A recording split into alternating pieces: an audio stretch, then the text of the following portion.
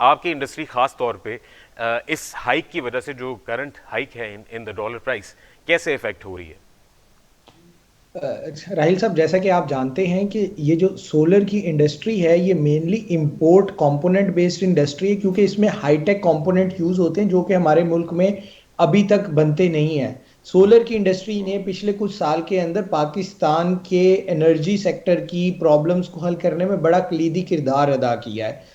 Government ने पिछले 5 महीनों से सोलर को बैन किया हुआ है फ्रॉम जुलाई 2022, जिसकी वजह से ये इंडस्ट्री बदहाली का शिकार है। हम्म। हजारों की तादाद में मुंसलिक लोग सोलर से जॉबलेस हो चुके हुए हैं। सोलर की इंपोर्ट ना होने की वजह से आपको एनर्जी के लिए कन्वेंशनल मींस पे इन्हिसार करना पड़ रहा है। कन्वेंशनल मींस की वजह से आपका इंपोर्ट बिल बढ़ रहा है। अब पाकिस्तान ऑन एवरेज एक साल में 27 से 30 अरब डॉलर का फ्यूल इंपोर्ट करता है।